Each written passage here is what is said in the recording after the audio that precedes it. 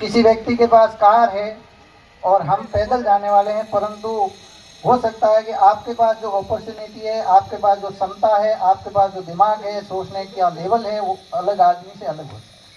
सिंधाने विंठाने भीमडा में एडमिशन करवाया, 5वीं तक में स्कूल में पढ़ा, प्राइमरी स्कूल थी भीमडा में।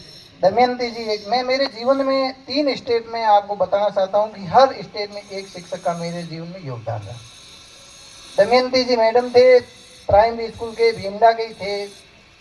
वो मेरी मम्मी से फ्रेंडशिप रखते थे और मेरे को बहुत बड़ा अच्छा लगे। आप सिंधाने विंठाने में सोच सकते हैं कि एक गरीब परिवार की लेडी और उसके सीधे टीचर से कनेक्टिविटी। मम्मी कभी कभी ग्वार फली लाती, कभी मेरे को बड़ा फील लगता था कि आज मैडम के पास मम्मी जाके आई। फिर वो इंग्लिश पढ़ाते थे तो भी ठीक पढ़ाते थे, यूँ मतलब एक दिल के अंदर था कि मैडम बहुत बढ़िया पढ़ाते। गांव के ही थे, उनकी 2 सिस्टर थी, एक मेरे से 1 क्लास आगे थी और एक मेरे साथ ही थी। एक जमाना था कि जब उस जमाने की बात करें, तब शिक्षक 100% डेडिकेटेड थे। उसमें बच्चों के साथ इस प्रकार का भेदभाव नहीं था कि ये गरीब है, ये अमीर है, ये थोड़ा पढ़ाई में ठीक है। बिल्कुल सही ढंग से। अब आप सोचो, एक टाबर है जो नेक करके कारी दीवड़ो नार्यो है, बिंग हाथे भी बराबर व्यवहार कर रहा है, तो मतलब थाने कटे इन कटी कॉर्नर में ला के हाँ बहुत बढ़िया। 5वीं पास करी, 5वीं पास के बाद में थोड़ा क्लास में थोड़ा नोटोरियस था, क्लास का सबसे छोटा था। शुरू से मैं छोटा रहा, पर नोटोरियस जरूर रहा। सकड़ी हो गाँव में, आप देखोड़ी हो तो आजकल के टाबरों के कौन देखोड़ी, सिंगल तार सकड़ी और बीर लारे ध्यान है सबने। गर्मियों की छुट्टियां थी, दादाजी बैठे थे। कोई मेरे क्या एक पेशेवर जो धंधा रहा है वो जटपट्टी वाला रहा, भागला पड़ना वगैरह। और ढोणिया में आड़े पाड़े 10-15 किलोमीटर जगह गाँव, मतलब शुरू ही दादाजी ने भरोसो सोरो ठीक है, बाकी वालों ने हॉक नहीं हो, दादाजी ने ठाओ। बाटाड़ू 9 किलोमीटर दूर पड़तो, तीजी में पड़तो, डोडा लान भेज देता, 60 रुपये किलो डोडा भेज देता। 2 रुपया मन देता भाड़े में, कितना 2 रुपया। जाओ तो 1 रुपयो, आओ तो पाड़ो आनो, रुपये में 2 कुल्फी मिलती, बाटाड़ू खाद पाड़ो ना। संघर्ष रहा, पर ये कभी फील नहीं हुआ मेरे पास पैसे का, मैं मेरे पास ये दादाजी का जो प्यार था वो था। फिर आड़े बाड़े भागल एड़ा 60 रुपया किले का होता वे तो ले लाना रुपया करना एड़ो कॉम हो। तो आओ तो कहीं हो कि सकड़ी सलावे हो तो एक मोटो दगड़ पड़ियो दे, दगड़ माथे पाव रो जो घोड़ो है कितो लंबो हेल पड़ गयो। 6ठी में एडमिशन लेनो, जुलाई में पगरे पट्टी बंदूड़ी। लुंबाराम जी मारे एक भीमडा में टीचर है, जगह हिंदी पढ़ाता, तो वह के थारे सोरो तो हमें उग तो यो एड़ा बसीट लेन आवे तो हमारे स्कूल में के दोनों दिन करी के। फिर मैं बताऊं आपको कि पापा जी गए पुलिस वेरिफिकेशन लेके आए, 6ठी से 10वीं तक भीमडा में रहा। भीमडा में एक और गुरुजी थे नाना राम जी, और मैथ का मैं भूमिया था। मेरे को इंग्लिश का टट्टा बट्टा नहीं, कुछ नहीं आता, बस मैथ इतनी खतरनाक थी मेरी कि मैं जब भी 9-10 तक था, वो सूत्र प्रमेय जो भी सवाल देते थे सबसे पहले करके लेके आते। दूसरी बात, ये सामान्य जो मंच बैठे हैं सभी लोग, हर इंसान का अपना बचपन होता है। हर इंसान के साथ जो जिस संघर्षों से, जिन चीज़ों से आप अभी गुजर रहे हैं, उस संघर्ष से सब गुजरे हैं, हर कोई गुजरा है। तो होता ये था कि एक छोटी सी, हालांकि किस्सा है, नेगेटिव किस्सा है, परंतु सुना ही देता हूँ। एक्चुअल उस टाइम आसपास के स्टूडेंट खर्ची तो सही थी, तो खर्ची वास्ते कहीं करना पड़तो कि सितंबर अक्टूबर आई महीना तो ग्वार मूंग मोट और लाटो लीवड़ो होतो। 1 किलो का नहीं मूंग की नहीं मोट ले गाँव में ले जा, तोला रेडी। मतलब ये बचपना था एक्चुअल में, मतलब शोर नहीं था, परंतु ये बचपना हर इंसान के साथ होता। केवल आप सोच रहे हैं कि मैं 100% ईमानदार हूँ, ऐसा कोई, क्योंकि बचपन होता है और हर इंसान के साथ ऐसा होता है। तो 9-10 करी, फिर उसके बाद में मैं मैथमेटिक्स लेना था, सारा था, 61% बने, मैथ में ठीक नंबर आए। बालोतरा गया, 1-2 लोगों को पूछा तो कि मैथ तेरे पूरे नहीं पड़ेगी, बालोतरा में मैंने एडमिशन लिया। मेरे आसपास चाचा का लड़का था, उसके साथ रहता था। दिक्कत ये थी कि अंग्रेजी में आज भी आज गरीब और उस टाइम भी गरीब। एक लेक्चरर थे। मैं ये बात बताता हूँ कि कोई भी गुरुजन ये नहीं चाहता कि अपना स्टूडेंट फेल हो, परंतु एक हवा टाइप था कि अगर उन गुरुजी के कोचिंग में नहीं जाओगे, ट्यूशन पढ़ने नहीं जाओगे, फेल कर देंगे 11th में। सैटरडे संडे को हर बार छुट्टी रहती है। और आज भी मुझे याद है कि मैं सैटरडे के दिन एक सांसी बजती है, वहाँ पे 130 रुपये हाजिरी दिया करते थे और वहाँ पे मजदूरी करने गया हूँ। 2007-8 में जब गर्मियों की छुट्टियाँ हुई, वो बांसने की फैक्ट्रियाँ गवाह है जिसमें मेरे को 50 रुपये दिन की हाजिरी दी जाती थी और 20 लोगों के सुबह खाना, 20 के शाम को, और दिन भर कलर वाली बाल्टियाँ लेके घूमना कम से 3 से 4 महीने। और बीच में उसी स्टूडेंट के साथ, उसी व्यक्ति के साथ जब 15 दिन की मजदूरी लेके गुजरा है और हाफ टिकट लेके मालानी एक्सप्रेस में बैठ जाए और 265 रुपये उसका सालान फट जाए, तो उसके दिल पे क्या गुजरेगी आप अंदाज लगाइए। ये हकीकत का वाकया आपको बता रहा हूँ। भाई ने वहां से स्कूल छोड़ी और वापस घर आ गया। अंग्रेजी में अपने फेल हो जाओ और फेल हो जाओ ना, डेरो सब डब्बा डब्बे। भाई डर तो रहता ही है। आ गया वापस आने के बाद में खेत में काम कर रहा था। मेरे से जस्ट 2 क्लास आगे पढ़ने वाला एक स्टूडेंट था, ठाकरा राम नाम था, वो वर्तमान में टीचर लगे हुए। उसने पूछा, पवन आजकल कहीं करेगा? करने के भाई मजदूरी करो और बाकी स्कूल तो छोड़ गाड़ी। उसने एक लहजे में कहा, पवन तो रेगुलर 12th कर ले। जब उसने रेगुलर 12th की कही तो मेरे पता नहीं माइंड में किस प्रकार जैसे कि मैं सुबह जल्दी गया बालोतरा और टीसी लेने चला गया। बाटाड़ू सीनियर स्कूल नज़दीक थी। बाटाड़ू जाने के बाद में, बालोतरा जाने के बाद में भग्गाराम जी काकड़ सर, मेरे हिसाब से यहाँ कोई जानते होंगे, लेक्चरर थे जियोग्राफी के। उन्होंने कहा कि बेटा तू और बाटाड़ू दोनों छोड़ गया। उस दिन ही मना किया, मैं एडमिशन मत ले, तू वापस चला जा, अब टीसी नहीं मिलेगी। दयाराम जी पटेल प्रिंसिपल साहब थे, निवेदन किया, टीसी तो दे दी पर आगे एडमिशन कहाँ ले। बाटाड़ू में 250-300 की स्ट्रेंथ, सितंबर अक्टूबर का महीना, नया एडमिशन दे नहीं, क्योंकि बाटाड़ू एक मिड में था और 15-20 के आसपास गांव से स्टूडेंट आते थे, आसपास के जो भी सर्कल से गांव थे। एक बाबूलाल जी नाम से गेस्ट फैकल्टी में गुरुजी लगे हुए थे, उनसे निवेदन किया तो जगदीश जी सर थे जो पासाराम जी के बहुत प्यारे स्टूडेंट रहे हुए थे। तो जगदीश जी से निवेदन किया कि एक स्टूडेंट है, ठीक है पढ़ाई में, और उसका एडमिशन कर दिया जाए तो ठीक रहेगा। एडमिशन कर दिया। ये 2009 की बात है। उन्होंने मेरा सुबह से एडमिशन कर दिया और जगदीश जी दिखते भी, मैं तो काफ़ी हूँ हट्टा कट्टा हूँ, बिल्कुल छोटे दिखते थे। बस से हम जैसे 7 बजे स्कूल में साथ गए तो स्टूडेंट उनका, ये जगदीश जी। मैंने कहा ये जगदीश जी ये क्या करेंगे, मेरा एडमिशन करवा देंगे? यूँ मतलब एक पूर्वाग्रह टाइप था मेरे माइंड में। तो उन्होंने कहा बेटा सुख साहब 10-15 दिन स्कूल आते जाते रहे, बोल ही मत इन दूधू कहीं बंद।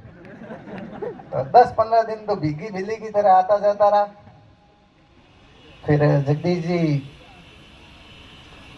1-2 बार मुलाकात हुई। फिर 11th-12th में मैं पढ़ रहा था, 9th-10th में मैथमेटिक्स का टीचर नहीं, और मैथ के सर से तो भाई के आम थे, भीमड़ा गांव में भी यहाँ पढ़ाई में शोर, मैथ को ठीक है बाकी की नहीं होता। तो 11th-12th में से एक मैथ का स्टूडेंट ढूंढ के लाओ जो 9th-10th को मैथ पढ़ा सके। तो भाई ने मैथ पढ़ानी शुरू की, 9th और 10th की। 11th-12th पढ़ा, 100% 2 बार रिजल्ट रहा। मेरे एक मित्र बैठे हैं यहाँ पे, पृथ्वीराज जी, क्लास फेलो रहे हैं। मेरे को मैथ के 8 से 8 क्वेश्चन ला के देते थे। क्लास में हम साथ पढ़ते थे। ए पवन करे बता दो ठा पड़े दोनों के। तो मैं 1 मिनट में करके दे देता था, मतलब यूं शुरू से था। फिर जगदीश जी ने मेरे को एक बार वहाँ जो कोटड़ी है रावलसा की, मतलब वहाँ पे स्कूल है सीनियर सेकेंडरी, उन्होंने कहा कि बेटा तू इस प्रकार बढ़िया मेहनत कर और एक दिन अफसर बन जाएगा। मैं दूसरे दिन घर पे गया, मम्मी को कहा, मम्मी एक मार्क्स है स्कूल में, बहनियों के बेटा तुम अफसर बन जी। अफसर कही मम्मी, सप्रासी। मम्मी मेरी बहुत प्यारी दोस्त थी, बहुत प्यारी दोस्त। मतलब अगर जीवन में बचपन में सबसे 80 दोस्त रही थी तो मम्मी रही थी, हर छोटी गुण अवगुण हर छोटी चीज के लिए वही बताती थी। मैंने सबसे पहले मम्मी को बताया। मम्मी ने कहा बेटा, मैंने कहा मम्मी अपने अफसर की खाडे में अपने तो सिर्फ और सिर्फ कोई सपरासी अपरासी सरकारी नौकरी लाग जाए तो ही घनी। दिन आगे बढ़ते गए, 12th में आया, मैंने जगदीश जी सर के भाई साहब खुमाराम जी थे, वो वहाँ रहते थे। पृथ्वीराज ये मेरा जो फ्रेंड है यही मेरे को बाटड़ू खींच के लेके गया। फिर फ्रेंडशिप हो गई, सर्वप्रथम तकरार होती है तो बाद में फ्रेंडशिप बढ़नी है। फिर जगदीश जी सर के साथ रहना शुरू हुआ, पढ़ाई करी, 12th करी। 12th करते ही भाई की शादी हो गई। अब देखो बचपन में शादी कर रखी है और फिर उस इंसान का गोना हो जाए, एक परिवार की जिम्मेदारी, एक तो पे हाँ ही खाली रही खाते बड़े। धीरे धीरे जगदीश जी का लेक्चरशिप में सिलेक्शन हो गया पॉलिटिकल साइंस का। उस टाइम इंटरव्यू हुआ करते थे और आरएस की भी सर तैयारी करते थे। मैंने कहा सर मैं आपके साथ चलूंगा। भाई तो उनकी पोस्टिंग हुई, मैं उनके साथ गया। 2011 में पटवारी की फर्स्ट भर्ती आई। उस भर्ती के लिए मैंने रात और दिन खुद को झोंक लिया। एक लक्ष्य राजस्थान आती थी, लगभग 700 के आसपास पेज थे। उसमें किस पेज में किस लाइन में क्या शब्द लिखा हुआ, एक एक चीज मुझे याद हुआ करती थी। राघव प्रसाद और तीसरी थी आरएस अग्रवाल मैथमेटिक्स की A to Z point to point हर चीज याद रखी थी बहुत अच्छे तरीके से। हालांकि समय ज्यादा खींचता होगा सर, मैं 5 मिनट और लूंगा। फिर उसके बाद में मेरा सिलेक्शन नहीं हुआ। वजह ये थी कि 2 बबल थे, वो परीक्षा में छूट गए। जब से मेरे जीवन में जगदीश जी आए मेरे को संघर्ष करना ही नहीं पड़ा। उन्होंने कभी अमीरी गरीबी का फील होने नहीं दिया। परिवार में 7 बहन भाई थे हम, फिर भी वो एक ऐसे इंसान थे जिन्होंने जीवन में माँ बाप भाई दोस्त सब मतलब जो रिश्ते निभाने वो सब निभाए उन्होंने। फिर उसमें सिलेक्शन नहीं हुआ, फिर तैयारी करता रहा। एक बार तो सोचा कि यहाँ से मैं टर्न ओवर ले लूं, परंतु भगवान बुद्ध का एक कथन है कि जीवन में इंसान सफलता की राह में 2 भूलें करता है, या तो वो शुरुआत नहीं करता या वो 20 में से लौट आता है। अगर आप आरएस की तैयारी कर रहे हैं, किसी भी एग्जाम की तैयारी कर रहे हैं और वापस लौट के जा रहे हैं, तो आप उससे पहले ये चीज सोचना खुद पे कि मेरी गर्दन पे किसने तलवार रखी थी कि मेरे को आरएस की तैयारी करनी है, या फिर आईएएस की तैयारी करनी है, या फिर पटवारी करनी है, ग्राम सेवक की करनी है। आपको किसी ने मजबूर नहीं किया, आप खुद मजबूर हो रहे हैं कि आप उस लाइन में जाएं और आगे बढ़े। उसके बाद में थोड़ा और संघर्ष आता है, थोड़े दिन उठापटक चलती है। फिर मेरा 2012 में सर्वप्रथम आर्मी में आर्टिलरी ऑफिस नासिक में सिलेक्शन होता है एज ए सबरासी। 2-3 महीने रहता हूँ। फिर गैंगमैन में मेरा सिलेक्शन होता है ठीक 6 महीने में। बढ़िया सांडा दौरा गैंग नंबर 61 में 7-8 महीने नौकरी करता हूँ। फिर 2013 की पटवारी की वैकेंसी आती है, उसमें बाड़मेर में मेरी 3rd रैंक रहती है। फिर मैं 3 साल पटवारी रहता हूँ। उसी दौरान जूनियर अकाउंटेंट की भर्ती आती है, उसमें मेरा सिलेक्शन होता है क्योंकि पटवारी की 2400 ग्रेड पे थी। मैं सिर्फ और सिर्फ ये ग्रेड पे ही देखता था कि तनख्वाह कितनी अपनी ऊपर नीचे हो सकती है, बाकी कुछ नहीं कर सकता था। फिर जूनियर अकाउंटेंट की पोस्टपोन हो गई भर्ती, और दोबारा जब यूआरओ का एग्जाम आया 2016 में, आरएस जो फ्री थी वो कैंसिल हो गई, दोबारा हो रही थी। मैं आरएस की तैयारी करने ही वाला था। जगदीश जी ने कहा ये executive officer revenue officer Rajasthan की बहुत बड़ी प्रशासनिक सेवा है, इसके लिए तो बेटा तैयारी कर, और ऑब्जेक्टिव टाइप है। फिर उसमें मैंने करीब 4-5 महीने तैयारी करी और 20 पोस्टें थी राजस्थान में। मेरी राजस्थान में 100वीं रैंक थी और उसमें भी सिलेक्शन हो गया। 2016 में नया नया आरओ बना था, आरएस फ्री हो रखी थी, परंतु आरओ मेरी अंदर घुस गई। आए एक छोटे से 20-22 साल 23 साल के युवा को जब अफसर बना दिया जाता है ग्रामीण पृष्ठभूमि के और सबको साफ साफ करते हैं, तो उसमें सीधी सी बात है अहम आना है, और 2016 इसी प्रकार मिस कर दिया आरएस, अहम और वहम दोनों। फिर 2018 की भर्ती में मैं तैयारी करता हूँ, रात दिन एक करता हूँ।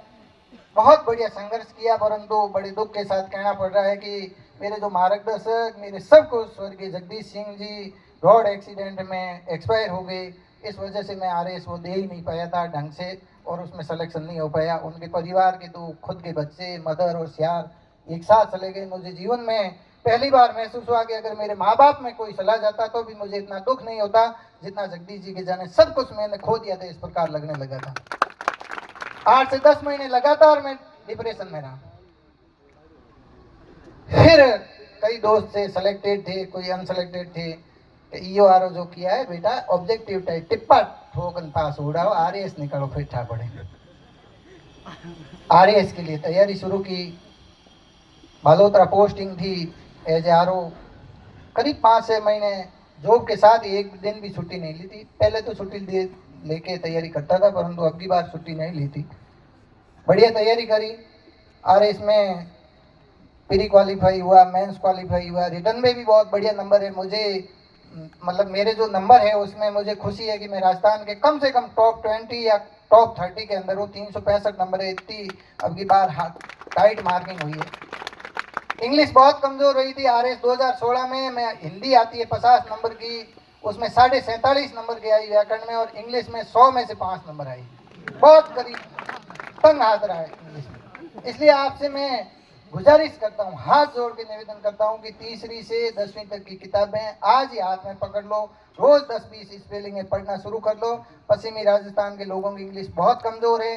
अपन ग्रामीण पृष्ठभूमि के रहने वाले हैं, और जब तक आप अंग्रेजी में बहुत बढ़िया नहीं कर लोगे तब तक आप टॉप रैंक STM नहीं बन पाओगे। बाकी बहुत कुछ कर सकते हो। और लास्ट में मैं एक ही चीज कहना चाहूंगा कि लाख दलदल हो। मेरा फेवरेट डायलॉग यही है कि लाख दलदल हो पांव जमाए रखिए, हाथ खाली ही सही ऊपर उठाए रखिए। कौन कहता है सलनी में पानी नहीं रुकता, बर्फ बनने तक हौसला बनाए रखिए। एक बार सभी जो मेरे प्यारे भाई बहन जो सामने बैठे हैं उनको इस एकेडमी की ओर से स्वागत। और आप संघर्ष में लगे रहें, बढ़िया बुक्स पढ़ें। एकेडमी होती है वो एक आपके लिए सहयोग होता है। ऐसी दुनिया की कोई कोचिंग नहीं बनी जिसमें 100% पूरा किसी एग्जाम के अंदर क्वेश्चंस आ जाए, और ऐसी कोई दुनिया की कोचिंग नहीं है जिसमें से 60% से ऊपर प्रश्न नहीं आए। तो इसलिए कोचिंग केवल और केवल आपके लिए सहारा है। आप अपने लिए अपने खुद को जब तक जगाओगे नहीं तब तक कुछ नहीं होगा। क्योंकि दो प्रकार का अभिप्रेरण होता है, एक आत्म अभिप्रेरण होता है और एक बाहरी होता है। मसोणिया जो घणोड़ो यहाँ पर आदमी मसोणा में जावे नहीं जना बाल नावे मड़े ने जना कहीं कहा करे कि जिंदगी में कुछ साथ नहीं चलता, 1 मिनट में सब राख है, और वापस आते हेडे माते ज्यों ही हो लट पटकी माते। आप यहाँ से जैसे ही जाओगे तो आप स्ट्रेटेजी बनाओगे, मैं ये कर लूंगा, मेरे को RS बनना, आपकी भर्ती के अंदर मैं टॉप करूंगा, ये करूंगा, और 10 मिनट के अंदर कोई फेसबुक, व्हाट्सएप, इंस्टाग्राम लेके लगोगे और वापस उसी रूटीन में आ जाओगे। जिस सेक्टर में हो, जिस जगह पे हो, जिस परिस्थिति में हो, आप बढ़िया ढंग से करें। और मैं आपसे एक बार और वादा करता हूं, अब की बार थोड़े इंटरव्यू में कम मिले, अब की बार इंटरव्यू बोर्ड वालों को कह दूंगा कि तुम्हारे जो इंटरव्यू के नंबर है ना उनकी मुझे जरूरत नहीं है। 100% एक दिन आपके सामने STM बन के आऊंगा। बहुत बहुत धन्यवाद। जय हिंद। जननी जन्म भूमेश्च स्वर्गादपि गरीयसी।